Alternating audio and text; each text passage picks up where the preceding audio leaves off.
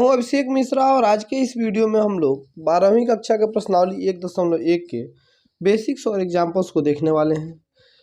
1.1 के बेसिक्स और एग्जाम्पल्स का एक वीडियो मैंने पहले कर दिया है। ये 12वां क्लास का पहला चैप्टर है, इसीलिए मैं इसको धीरे धीरे पढ़ा रहा हूँ और इसीलिए इसके इंट्रोडक्शन का 2 वीडियो बनाया गया। तो पार्ट 1 में मैंने कुछ बेसिक्स और 2 एग्जाम्पल्स किए थे और जो बचे हुए बेसिक्स हैं उसको हम लोग इस पार्ट में करेंगे और एग्जाम्पल्स को। वहाँ हम लोगों ने देखा था कि रिक्त संबंध क्या होता है और सार्वत्रिक संबंध क्या होता है। आज हम लोग पढ़ेंगे स्वतुल्य संबंधों के बारे में। स्वतुल्य संबंध क्या होता है? तो स्वतुल्य संबंध कहते हैं यदि ए के सभी अवयवों का संबंध खुद से हो। ये आपको समझ में नहीं है। मान लीजिए कि ए कोई सेट है, जैसे 1, 2 और 3, तो हमें एक ऐसा संबंध चाहिए जिसमें मतलब आर एक ऐसा संबंध हो जिसमें ए के सभी अवयव, एक में कौन कौन से अवयव हैं? 1, 2 और 3, इधर भी 1, 2 और 3। ठीक है, ए से ए का संबंध देखना है तो ए के प्रत्येक अवयव का संबंध खुद से हो, मतलब 1 का संबंध 1 से हो, 2 का संबंध 2 से हो, 3 का संबंध 3 से हो। यहाँ कर ना, ए के सभी अवयवों का, कोई खाली भी नहीं रहना चाहिए, सबका होना चाहिए और खुद से होना चाहिए। तो एक ऐसा हमें आर दिया हो जिसमें 1 1 आए, 2 2 आए और 3 3 आए, तो इसे हम कहेंगे स्वतुल्य संबंध। अच्छा, कई बार बच्चे कंफ्यूज होते हैं कि सर जैसे आर बराबर अगर हमें 1 1 और 2 2 दिया हो तो इसे स्वतुल्य कहेंगे कि नहीं? तो यह स्वतुल्य नहीं है, क्योंकि हमने क्या परिभाषा देखा कि सभी अवयवों का संबंध होना चाहिए। तो 1 का 1 से है, 2 का 2 से है, लेकिन 3 का 3 से यहाँ नहीं है, तो यह नहीं है। पहला हमारा था। कई बार बच्चे ये भी सोचते हैं सर अगर आर बराबर ऐसे दिया हो 1 1 2 2 3 3 1 3 2 3, यह स्वतुल्य है कि नहीं?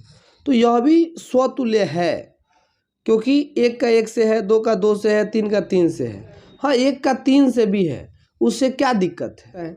हमें मतलब है कि 1 1 2 2 3 3 है कि नहीं, उसके अलावा भी है, कोई बात नहीं, ये हो न हो इससे क्या फर्क पड़ता है। हमें बस देखना चाहिए कि सभी अवयवों का संबंध होना चाहिए और अपने आप से होना चाहिए, तो उसे हम स्वतुल्य कहेंगे। तो उम्मीद करता हूं कि आपको स्वतुल्य संबंध समझ में आया होगा। अब दूसरा है सम्मित संबंध। सम्मित संबंध क्या होता है? इसको सिमेट्रिक कहते हैं अंग्रेजी में। यहाँ दिया हुआ है कि यदि ए और बी आर से बिलोंग करते हो तो बी और ए भी आर से बिलोंग करना चाहिए। कहने का मतलब अगर हमें ए बराबर दिया हो कि वही 1 2 3 लेते हैं और आर बराबर दिया हो कि 1 और 2, ठीक है, 1 और 3, 2 और 1 और 3 और 1। अब हमें कह रहा है कि यह सम्मित संबंध है कि नहीं। तो सम्मित कहा जाएगा कि जब यदि ए और बी आर में हो तो बी कोमा ए भी आर में होना चाहिए। जैसे 1 और 2 यहाँ है तो 2 और 1 भी है ना। 1 और 3 है तो 3 और 1 भी है, तो यह सम्मित संबंध कहलाएगा। ठीक है, इसको अगर डायग्राम पे देखें तो 1 2 3, यहाँ भी 1 2 3, ए का ए से संबंध दिखा रहे हैं। तो 1 का संबंध अगर 2 से है तो 2 का संबंध भी 1 से होना चाहिए। 3 का संबंध अगर 2 से है तो 2 का संबंध भी 3 से होना चाहिए। समझ रहे बात को? तो ये होता है सम्मित संबंध। ठीक है, मतलब जो भी मिले यहाँ ए कोमा बी, अगर आपको मिल रहा है ऑर्डर पेयर तो अगला ऑर्डर पेयर बी कोमा ए होना चाहिए प्रत्येक के लिए। अगर नहीं होता है तो यह सम्मित नहीं कहलाएगा। तो सम्मित संबंध भी आप समझ गए। अगर आपको ये समझ में नहीं आ रहा है उतना ज़्यादा तो घबराइएगा नहीं, क्योंकि जब हम एग्जाम्पल्स करेंगे तो वहाँ हमें ये सब अच्छे से समझ में आ जाएंगे। संक्रामक संबंध किसे कहेंगे? यदि a कॉमा बी आर का एलिमेंट हो, b कॉमा सी भी आर में हो, तो a कॉमा सी भी आर में होना चाहिए। जैसे मान लो कि a बराबर हमें दिया हो 1 2 और 3, वहीं लेते हैं बार बार। तो r हमें ऐसा मिलना चाहिए कि अगर r में 1 2 है तथा 2 3 है तो हमें 1 और 3 भी मिलना चाहिए, तब ये संक्रामक होगा। कैसे सर? तो यहाँ देखो 1 का संबंध 2 से है, 2 का संबंध 3 से है, तो 1 का संबंध भी 3 से होना चाहिए। मतलब 1 का संबंध 2 से, 2 का संबंध 3 से, तो 1 का संबंध भी 3 से होना चाहिए। ठीक है, 1 2 3, 1 का संबंध 2 से, 2 का संबंध 3 से, तो 1 का संबंध 3 से होना चाहिए। समझ गए बात को? तो इसे संक्रामक कहेंगे, तो इसे ट्रांजिटिव कहा जाता है। और अगर कोई संबंध हमें दिया गया हो जो स्वतुल्य भी हो, सम्मित भी हो और संक्रामक भी हो, तो उसे हम लोग कहते हैं तुल्यता संबंध, मतलब इक्विवेलेंस रिलेशन। उदाहरण 2 कह रहा है कि मान लीजिए टी एक समतल में स्थित त्रिभुजों का एक समुच्चय है। समुच्चय टी में are T1, T2 such that T1 T2 के सर्वांगसम है। एक संबंध है, सिद्ध कीजिए कि आर तुल्यता संबंध है। ठीक है, हमें दिया हुआ है आर, क्या दिया हुआ है कि T1, T2 ऐसा है कि T1 त्रिभुजों का समुच्चय है कि T1 T2 के सर्वांगसम है। यहाँ लिख दो, सर्वांगसम का चिन्ह तो आप देखते ही जानते ही होंगे, सर्वांगसम है। मतलब T1 और T2 मतलब एक दूसरे से मिलते जुलते हैं, उनका हर एक अंग मिलता जुलता है। जैसे ये T1 त्रिभुज है और ये T2 त्रिभुज है और दोनों सर्वांगसम है ना। मेरा वाला तो देखने में सर्वांगसम नहीं लग रहा है, लेकिन आपको मान लेना कि दोनों सर्वांगसम है। तो यह तुल्यता संबंध है। तो सबसे पहले तुल्यता के लिए हम देखते हैं स्वतुल्य होना चाहिए, स्वतुल्य होना चाहिए। तो आर क्या दिया हुआ है कि T1 T2 के समानांतर होना चाहिए। तो स्वतुल्य के लिए T1, T1 लिख सकते हैं कि कोई भी त्रिभुज अपने आप का सर्वांगसम तो होता है ना, तो यह स्वतुल्य है ना। T1, T1 is the element of R. T1 R का आर से बिलोंग करेगा, बिलोंग्स टू आर। क्यों? क्योंकि कोई भी त्रिभुज अपने आप का सर्वांगसम होता है। यहाँ शर्त दिया है कि आर ऐसा दिया हुआ है कि T1 T2 अगर जो रहता है तो T1 T2 के सर्वांगसम होना चाहिए। जो भी ऑर्डर पेयर बनाएंगे वो दोनों सर्वांगसम होना चाहिए। तो कोई भी त्रिभुज अपने आप का तो सर्वांगसम होगा ना, इसीलिए आर स्वतुल्य है। अब सम्मित के लिए, सम्मित के लिए क्या होना चाहिए कि मान लीजिए कि T1 अगर T2 के सर्वांगसम है, T1 T2 belongs to R, तो T2 T1 भी बिलोंग्स टू आर होगा ना भैया। कैसे सर? तो मान लो कि ये T1 है और ये सर्वांगसम है T2 के, तो T2 भी तो सर्वांगसम होगा T1 के। समझ में आया? मैं तुम्हारे बराबर हूँ तो तुम भी तो मेरे बराबर हो, तो ये सम्मित भी हो गया।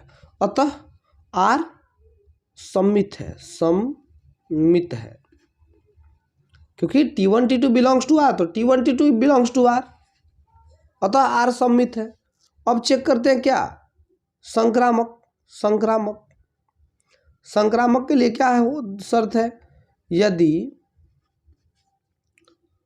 T1 और T2 belongs to R, that means क्या कि T1 T2 के सर्वांगसम है, तभी ना बिलोंग करेगा आर से।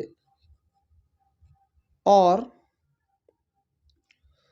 T2 T3 belongs to are, यानी कि T2 सर्वांगसम है T3 के। तो निश्चित रूप से T1 T3 के भी सर्वांग ही होगा। क्यों? तुम देखो ना, मैं तुम्हारे बराबर हूँ, तुम अपने दोस्त के बराबर हो, तो मैं भी तो तुम्हारे दोस्त के बराबर हुआ ना। आप सर्वांग समझते हैं कि नहीं? सर्वांग समझते हैं। वैसे त्रिभुज जो एक दूसरे के बिल्कुल बराबर हों उन्हें सर्वांग कहेंगे। तो इस प्रकार आप लिख देंगे कि अतः दिया गया संबंध स्वतुल्य है, सममित है और संक्रामक है, अतः यह संबंध तुल्यता संबंध है। चाहे अतः R एक तुल्यता संबंध है। समझ गए बात को? ये बात आप लिख देंगे। अब मैं अगले उदाहरण की ओर देखता हूँ। उदाहरण 3 कह रहा है, मान लीजिए L किसी समतल में स्थित समस्त रेखाओं का एक समुच्चय है। ऐसा दिया हुआ है, मतलब L जो है वो लाइन है ना, जितने भी लाइन्स हो सकते हैं वो सब है। और R हमें दिया हुआ है कि L1 L2 ऐसा है कि L1 परपेंडिकुलर है L2 पर, लंब है। अब लंब समझते हैं ना, 90 डिग्री का कोण बनाता है। जैसे एक रेखा ये है और दूसरी रेखा ये है, मतलब ये L1 है और ये L2 है, तो दोनों एक दूसरे पर 90 डिग्री कोण बना रहा है, तो यह इसके लंबवत है। यही दिया हुआ है संबंध। और हमें कह रहा है सिद्ध कीजिए कि R सममित तो है लेकिन ना तो स्वतुल्य है और ना संक्रामक। तो स्वतुल्य के लिए क्या होना चाहिए? सबसे पहले स्वतुल्य के लिए क्या होना चाहिए? स्वतुल्य के लिए कि L1 बिलोंग्स टू R होना चाहिए। तो L1 और L1 बिलोंग्स टू R होगा तो कोई भी रेखा अपने ऊपर लंब थोड़ी ना होती है। कोई भी रेखा अपने ऊपर 0 डिग्री कोण बनाती है। मतलब एक रेखा के ऊपर वही रेखा रख दो तो वो 0 डिग्री का कोण बनाएगा ना। नहीं समझ में आ रहा है? जैसे मान लो ये 30 डिग्री कोण बना रहा है, इसको और पास कर दो, ये 15 डिग्री कोण बना रहा है, इसको और पास कर दो, 5 डिग्री कोण बना रहा है, और इसको इसी के ऊपर रख दो, 0 डिग्री कोण बना रहा है। अब कोई भी रेखा अपने ऊपर 0 डिग्री कोण बनाती है, लेकिन यहाँ क्या करें, 90 डिग्री कोण बनाना चाहिए। तो कह दो L1 not belongs to R। क्यों? क्यों कह रहा है कि R अगर जो भी तत्व दोगे वो एक दूसरे के लंबवत होना चाहिए। हम जानते हैं कोई भी रेखा अपने आप के लंबवत नहीं होती। कोई रेखा खुद पर 0 डिग्री का कोण बनाती है।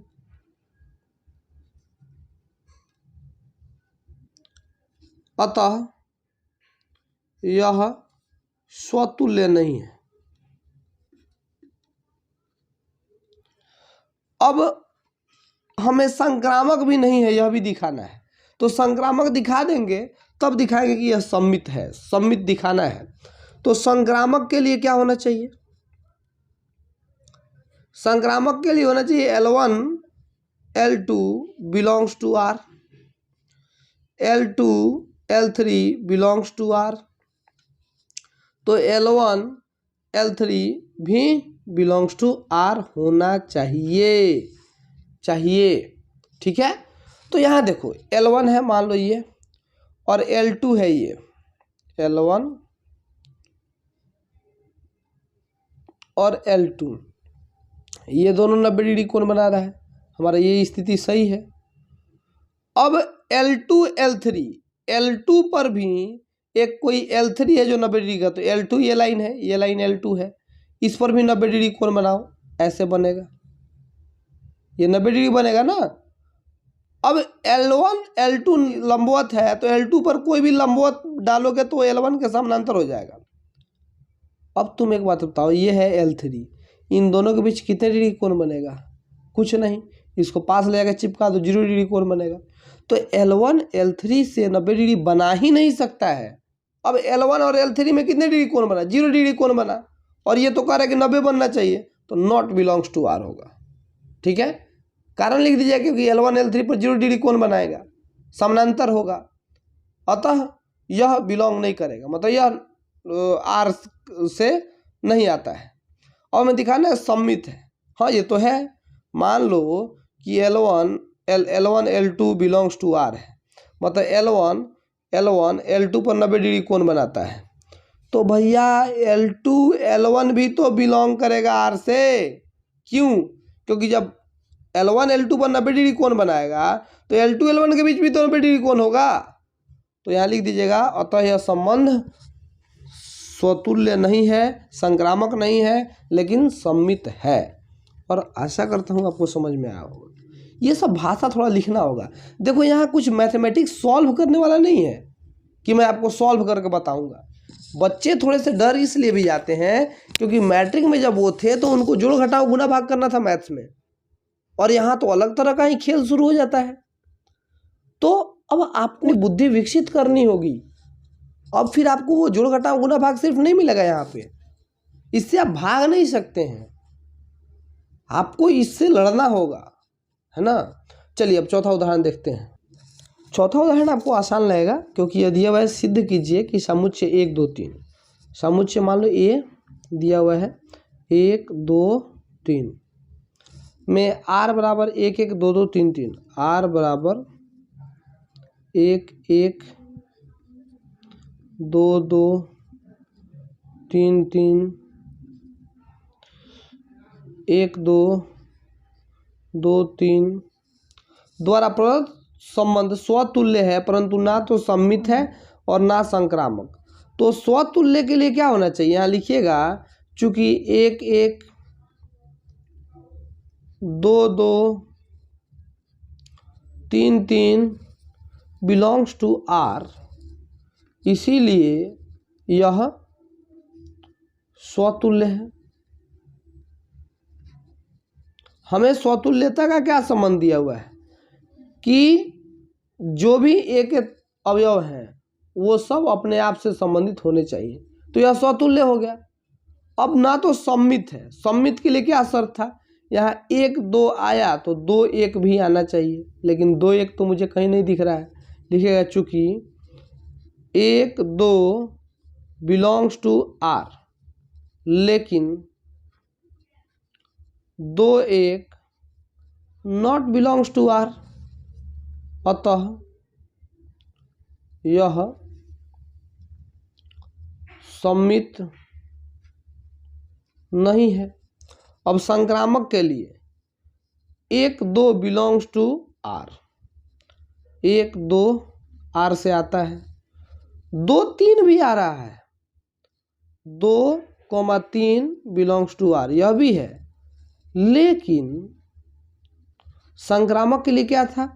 1 2 मतलब ए बी, बी सी आ गया तो ए सी भी आना चाहिए, लेकिन 1 3 नॉट बिलोंग्स टू R, अतः यह संक्रामक नहीं है। तो लिख सकते हैं, अतः यह संबंध स्वतुल्य तो है लेकिन ना तो संक्रामक है और ना ही सम्मित है। अब पांचवा उदाहरण देखते हैं। पांचवा उदाहरण कह रहा है कि सिद्ध कीजिए कि पूर्णांकों के समुच्चय z में, z आप समझते हैं पूर्णांक, तो माइनस अनंत से लेके और बीच में 0 आता है और अनंत तक की संख्याएं पूर्णांक कहलाती हैं। मतलब 0 1 2 3 डॉट डॉट डॉट और इधर -1 -2 -3 डॉट डॉट डॉट, ये सब पूर्णांक है। ये तो बात आप जानते होंगे, लेकिन कह रहा है कि हमें R ऐसा दिया हुआ है, R ऐसा आना चाहिए कि ऑर्डर पेयर में अगर A B हो तो A माइनस B 2 से विभाजित हो जाती हो, संख्या 2 A माइनस B को विभाजित करती हो। जैसे आप क्या ले सकते हैं, मैं उदाहरण के लिए बताता हूँ, 4 और 8 ले सकते हैं, क्योंकि 4 में से 8 जाएगा तो -4 बचेगा, वो 2 से भाग लग जाएगा, 2 से भाग लगा तो पूर्णांक ही होगा ना, और 8 4 है तब भी तो 2 से भाग लग जाएगा, 8 में से 4 जाएगा 4, तभी 2 से भाग लग जाएगा, तभी पूर्णांक ही आएगा। तो ये दिखाना है कि तुल्यता संबंध है, ठीक है। तो आप लिखिएगा, चूंकि A माइनस A बराबर 0 तथा 0 2 से विभाज्य है, 0 में तो किसी भी चीज़ से भाग लग जाता है, विभाज्य है, इसीलिए A A belongs to R, क्योंकि कोई भी संख्या अपने आप से घटाओगे तो जीरो होगा और जीरो में 2 से भाग लग जाएगा। यहाँ क्या शर्त दिया हुआ है कि जो भी संख्या होना चाहिए तो a माइनस बी, मतलब जो संख्या आएगा पहले में से दूसरे को घटाएंगे तो 2 से भाग लग जाना चाहिए। तो हम दोनों की जगह पे ए रख लिए, मान लो 5 5 रख लिए, तो 5 में से 5 घटाओगे जीरो होगा और जीरो में 2 से भाग लग जाएगा। तो यानी कि 5,5 बिलोंग्स टू आर। तो यहाँ 5 4 नहीं लिखना है, ए बी लिखना है। उस तरीके से सोचना होगा आपको। तो a, बिलोंग्स टू आर, अतः आर स्वतुल्य है, स्वतुल्य है। अब देखो सममित के लिए सममित जांच करते हैं। इसके लिए क्या होगा कि यदि a, b belongs to R तो b, a भी बिलोंग्स टू आर होगा, ठीक ना। क्यों? क्योंकि a माइनस बी 2 से विभाज्य है तो b माइनस ए भी 2 से विभाज्य होगा। मतलब a माइनस बी में 2 से भाग लग जाएगा तो b माइनस ए में भी तो 2 से भाग लग जाएगा। ऊपर अभी तो समझाए हैं 4 और 8 और 8 और 4 एग्जाम्पल लेके। तो इसीलिए यह सममित है। अब आते हैं संक्रामक के लिए। संक्रामक यदि a, b belongs to R है, ठीक है, और b, c भी बिलोंग्स टू आर है, ये 2 दिया हुआ है, तो निश्चित रूप से a, c belongs to R होगा। क्यों क्यों क्यों सर? तो a माइनस बी अगर 2 से विभाज्य है, 2 से विभाज्य है और b माइनस सी भी 2 से विभाज्य है तो निश्चित रूप से a माइनस सी भी 2 से विभाज्य होगा। सर ये मुझे ए बी सी पे नहीं समझ में आ रहा है, पहले यहाँ लिख लो। अतः यह संक्रामक भी है। अतः यह एक तुल्यता संबंध है। सममित भी हो गया, संक्रामक भी हो गया, स्वतुल्य भी होगा, तुल्यता संबंध है। लेकिन सर पहले ये अच्छे से समझाइए। चलो तुम ए बी की जगह पे कोई भी एक संख्या ले लो जो a माइनस बी 2 से भाग लेना चाहिए।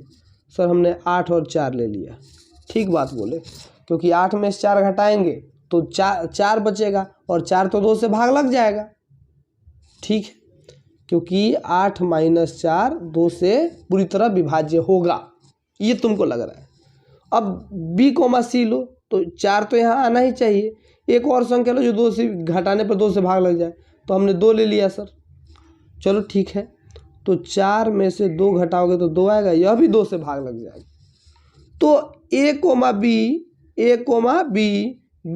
c हो गया।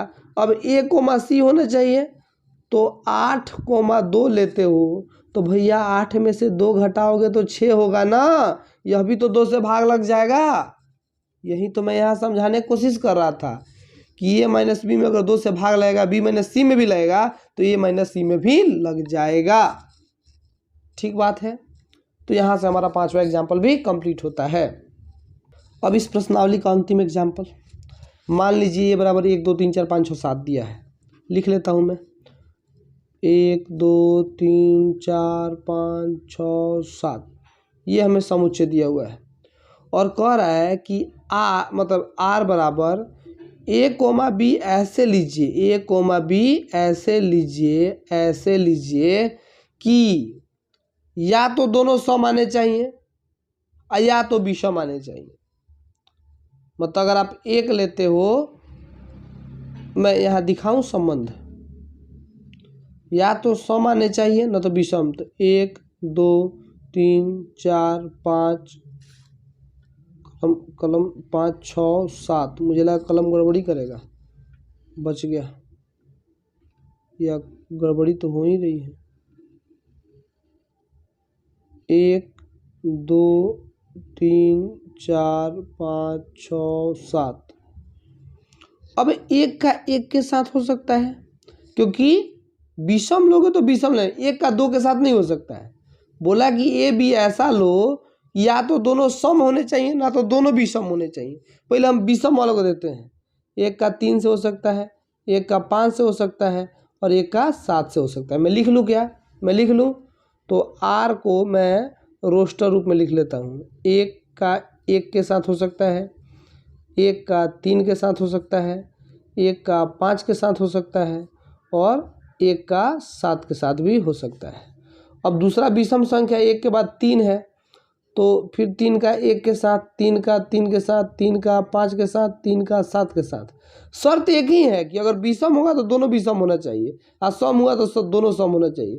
तो 3 1 3 3 3 5 और 3 7। फिर उसी प्रकार हम 5 के लिए लेते हैं, 4 तो लेंगे नहीं, विषम ले रहे हैं सिर्फ। तो 5 5 1 5 3 5 5 और 5 7। फिर 7 के लेते हैं, 7 1 7 2 7 7 2 नहीं 7 3, 2 तो सम संख्या है, 7 5 और 7 7।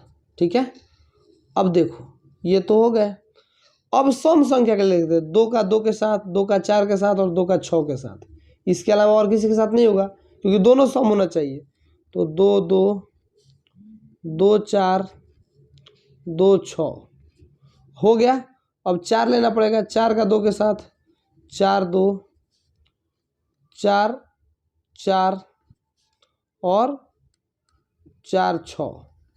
फिर 6 लेते हैं तो 6 2 6 4 और 6 6। बाप रे सर, ये तो बहुत बड़ा हो गया। अब अंतिम क्वेश्चन है ना, थोड़ा बड़ा तो होगा ही।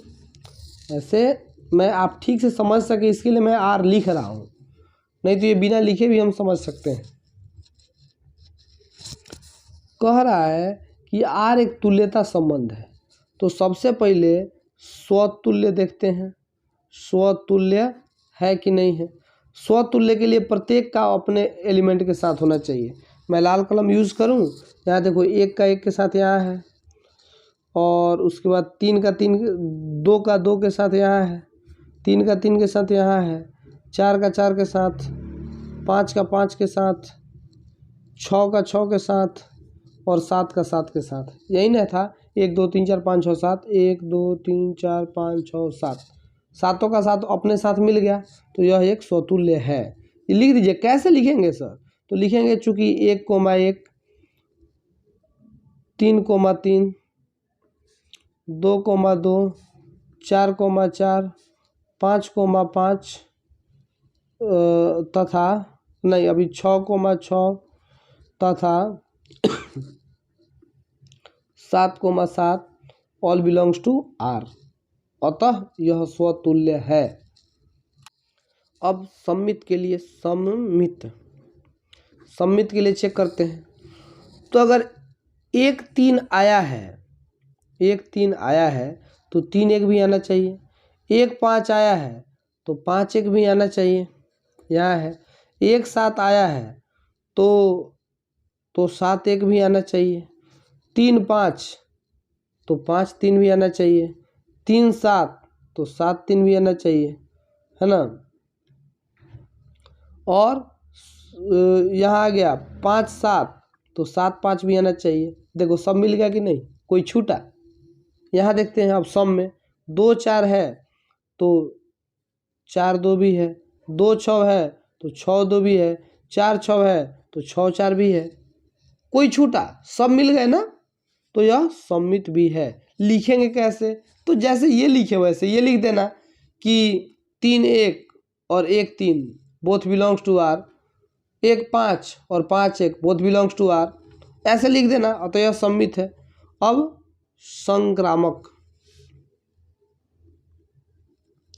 संक्रामक के लिए क्या करते हैं? तो अगर 1 3 है और 3 के साथ किसी और का लो, 3 5 है तो 1 5 भी होना चाहिए, है। तो यहाँ से ढूंढ लो। फिर एक और चेक करता हूँ, 1 5 है और यदि 5 1 है तो 1 5 5 1 तो 1 1 भी होना चाहिए। देखो ना, 1 5 5 1 मतलब ए बी बी सी तो ए सी भी होना चाहिए, मतलब 1 1 भी होना चाहिए, तो 1 1 भी है। ऐसे आप हर चेक माने सब पे चेक कर सकते हो, तो यह निश्चित होगा। क्वेश्चन इतने ही पे खत्म नहीं होता है, क्वेश्चन हमें और भी कह रहा है। यह तुल्यता संबंध है तो दिखा दिए हम, यहाँ तक तो हमारा कंप्लीट हो गया। कह रहा है साथ ही उपसमुच्चय 1 3 5 7 तथा उपसमुच्चय 2 4 6 के सभी अवयव एक दूसरे से संबंधित हैं। मतलब इसका अपने साथ 1 3 5 7 का 1 3 5 के साथ मतलब उपसमुच्चय बनाओ 1 3 5 7, विषम संख्या का बनाना है 1 3 5 7, तो सब अपने साथ संबंधित होना चाहिए। जैसे 1 का 1 के साथ है, वहाँ पे 1 का 3 के साथ है, 1 का 5 के साथ है, 1 का 7 के साथ है, 3 1 के साथ, 3 3 के साथ, 3 5 के साथ, 3 के साथ, सब है। उसी प्रकार हर सम संख्या 2 4 6 2 4 6 प्रत्येक सम संख्या के साथ भी संबंधित है। लेकिन कोई भी विषम संख्या कोई भी सम संख्या के साथ संबंधित नहीं है। चेक कर लीजिए, हर एक विषम के साथ तो है, हर एक सम के साथ भी है, लेकिन किसी विषम के साथ कोई सम नहीं है। क्योंकि हमारे तो सवाल में ही शर्त दिया हुआ था कि अगर सम होगा तो दोनों होना चाहिए, विषम होगा तो दोनों होना चाहिए, तो सम विषम एक साथ कहाँ से आएगा। तो आशा करता हूँ कि आपको छठा एग्जाम्पल भी समझ में आया होगा, और अभी के इस वीडियो को इतने ही पे रोकते हैं। Thank you.